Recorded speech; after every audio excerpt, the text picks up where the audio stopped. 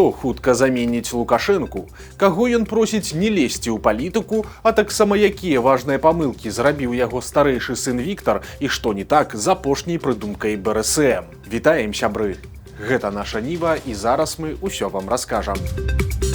Допіс, прысвечаны выхаду з БРСМ, так завірусіўся ў сацыяльных сетках, што адрэагаваць на яго былі вымушаныя нават чыноўнікі. У сваёй публікацыі невядомы аўтар заявіў, што Лукашенка нібыта падпісаў, цытата, «рэвалюцыйны указ, якога чакалі многія студэнты і школьнікі». Паводле яго, з 1 верасня можна будзе афіцыйна выйсці з БРСМ, калі заплаціць за гэта кругленькую суму. Быў названы нават кошт такога выхаду – 50 базавых велічынь ці 2250 рублёў. Допіс вельмі хутка набраў папулярнасць, што цікава, бо падобна, што аб выхадзе з гэтага лукашэнкаўскага камсамолу задумваліся многія. Але ж беларускія чыноўнікі ўжо расчаравалі тых, хто пачаў збіраць грошы. Яны падкрэслілі, што ніякіх зменаў у заканадаўстве, якія тычацца сяброўства ў БРСМ, не прымалася. І ўсе допісы пра аплатны выхад з арганізацыі – гэта фейк і выдумкі. Тым часам Лукашенка нарэшце з'явіўся на людзях. Учора ён прыехаў у Віцебскую вобласць, тую самую, дзе віруе скандал вакол рабочых з Узбекістана. Але гэтую гарачую тэму Лукашенка цалкам праігнараваў, а ў Віцебск ён прыбыў не супакойваць мігрантаў, а ўрачыста адкрываць славянскі базар. У сваім вялікім выступе Лукашенка чамусьці звярнуўся да спевакоў і іншых артыстаў з нейкай жалобнай просьбай не лезці ў палітыку. Маўляў, рабіце сваю справу і, цытата, «забаўляйце людзей, бо радасных дзён у нас не так ужо і шмат». Праўда, чаму ён раптам так сумуе, Лукашенко удакладняць не захацеў, але заўважна, што апошнім часам падобныя прамовы маюць адну асаблівасць. Ён усё часцей наракае на стомленасць, на цяжкія часы, а таксама хоць і ў абцякальных фразах, але дае зразумець, што задумваецца пра старасць і свой сыход. Замест Лукашэнкі да узбекскіх мігрантаў адправілі Наталлю Качанаву. Верная чыноўніца пабывала на Наваполацкім рэгіянальным комплексе па абыходжанні з цвёрдымі камунальнымі адкідамі і сустрэлася там з працоўнымі мігрантамі.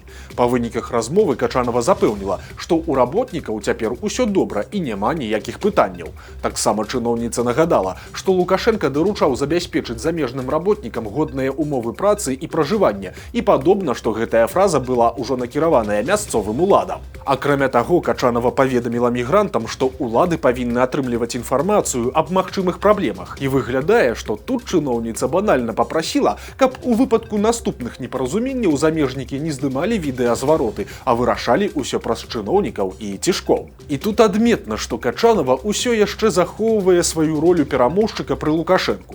У свой час яна асабіста ездзіла выбачацца перад магілёўскімі цыганамі, якіх міліцыя памылкова затрымала па справе аб гібелі даішніка.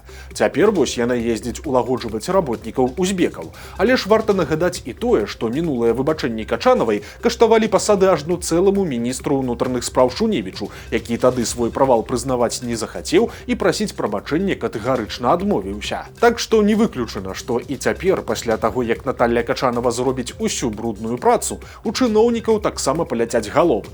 Пытанне толькі, на якім узроўні пройдуць гэтыя разборкі, альбо чыста па Віцебскай вобласці, альбо таксама на ўзроўні міністраў.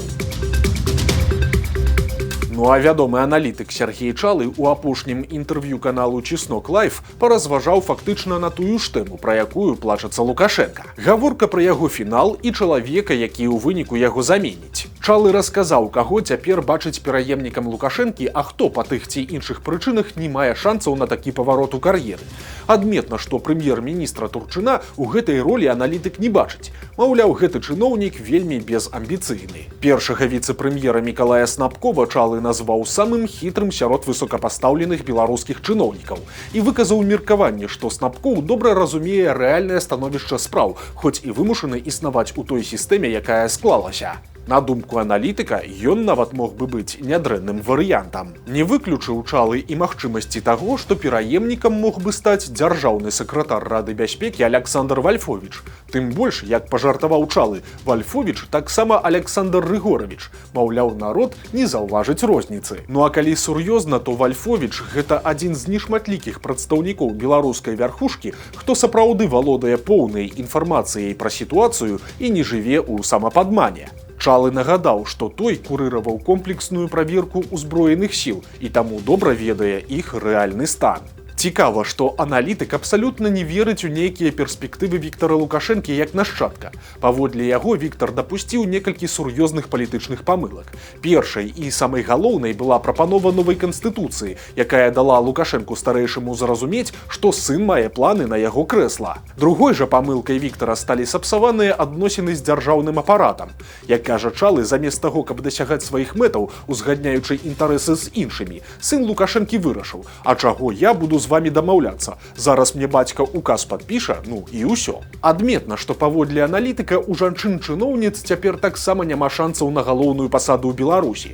Разважаючы пра старшыню Савета Рэспублікі Наталлю Качанаву, Чалы адзначыў, што на яго думку быў перыяд, калі з яе спрабавалі ляпіць пераемніцу. Аднак, як лічыць аналітык, Качанава зрабіла важную памылку і занадта рана пачала паводзіць сябе так, нібыта ўжо набыла новы статус. У выніку залішні энтузіязм чыноўніцы Лукашэнку не спадабаўся. Ну а Наталлю Пяткевіч у якасці палітычнага нашчадка Чалы не разглядае ўвогуле.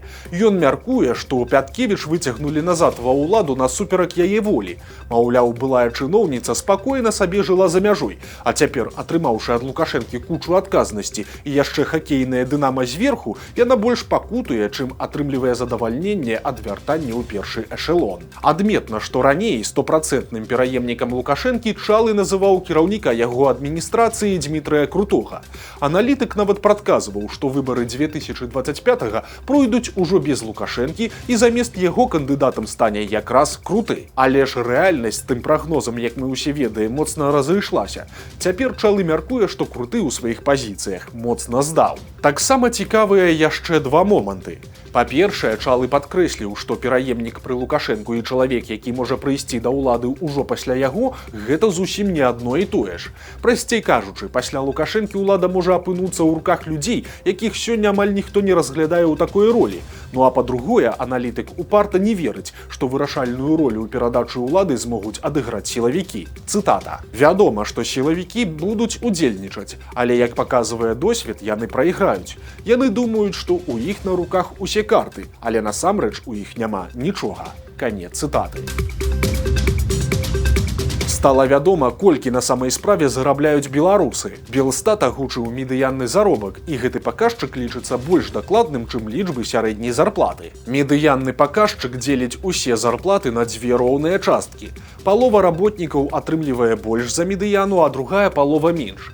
Памер медыяннага заробку называюць 2 разы на год, за май і лістапад. І па звестках за гэты май медыянны заробак у Беларусі да падаткаў склаў 2314 рублёў і 90 копеек. Калі браць чыстымі, то бок пасля выплаты падаткаў, то гэта будзе 1990 рублёў і 80 копеек. Па сярэднім курсе за май гэта атрымліваецца 833 даляры бруднымі і 717 чыстымі. Няблага, але ж далёка ад афіцыйных лічбаў сярэдняй зарплаты.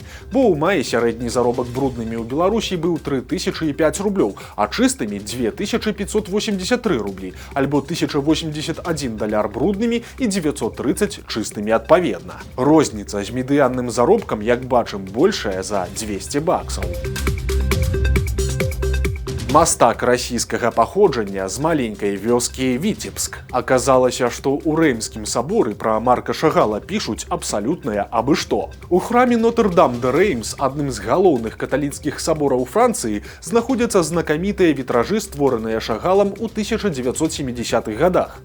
Тады спецыяльна для мастака французскія майстры аднавілі сярэднявечныя тэхналогіі 13 стагоддзя, каб стварыць асаблівы сіні колер шкла. Агулам жа кампазіцыя складаецца з 3 вялікіх спічастых акон. Цэнтральная прысвечана біблейскім постацям Аўраама і Хрыста, левая радаводу цароў Іудзеі, а правая праводзіць паралелі паміж біблейскай гісторыяй і гісторыяй французскіх каралёў, якія каранаваліся ў гэтым саборы. Але ж інфармацыя, якую паведамляюць пра сусветна вядомага творцу каля яго славутых вітражоў, уражвае сваёй непісьменнасцю. На шыльдзе, прысвечанай аўтару, пазначана, цытата: «Французскі мастак рускага паходжання Марк Шагал нарадзіўся ў маленькай вёсцы ў Беларусі пад назвай Віцебск. Канец цытаты. І гэта проста жах, як на афіцыйным стэндзе ў адным з галоўных турыстычных і гістарычных аб'ектаў Францыі можна было дапусціць столькі грубых факталагічных памылак у адным невялікім фрагменце тэксту, яшчэ і ў часы, калі любую інфармацыю можна за хвіліну спраўдзіць у інтэрнэце. Бо, па-першае, фармулёўка пра расійскае паходжанне з'яўляецца гістарычна некарэктнай. Марк Шагал паходзіў з беларускіх яўрэяў, а яўрэйскае насельніцтва з'явілася ў Расіі толькі ў выніку падзелаў Рэчы Паспалітай у канцы 18 стагоддзя. Прычым тады была ўведзена так званая мяжа аседласці, якая фіксавала яўрэяў на анексаваных землях Беларусі, Украіны ды Літвы, у той час, як на спрадвечных рускіх тэрыторыях ім жыць забаранялася. Акрамя таго, памылкова вызначана і само месца нараджэння. Марк Шагал нарадзіўся не ў Віцебску, як пазначана на стэндзе, а ў мястэчку Лёзна. Ну і нарэшце называць Віцебск маленькай вёскай смешна, нават калі гаворка ідзе пра часы Шагала. На момант нараджэння мастака ў 1887 годзе Віцебск быў буйным эканамічным цэнтрам і сталіцай Віцебскай губерніі. У канцы 19 стагоддзя там жылі амаль 66 тысяч чалавек. Для параўнання насельніцтва самога Рэймса ў Францыі ў той жа час складала каля 100 тысяч. Таму маленькая вёсачка Віцебск была цалкам супастаўным па маштабах з вялікім французскім горадам і ў некаторым сэнсе перадавым нават у расійскай імперыі. Напрыклад, тут ужо ў 1898 годзе, на год раней за Маскву, пайшоў першы электрычны трамвай. Вось такія навіны пятніцы. Нагадаем, што ў нядзелю на нашым канале выйдзе чарговы цікавы сюжэт.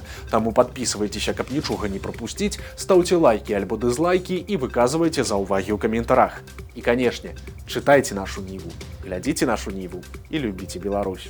Да сустрэчы ў нядзелю.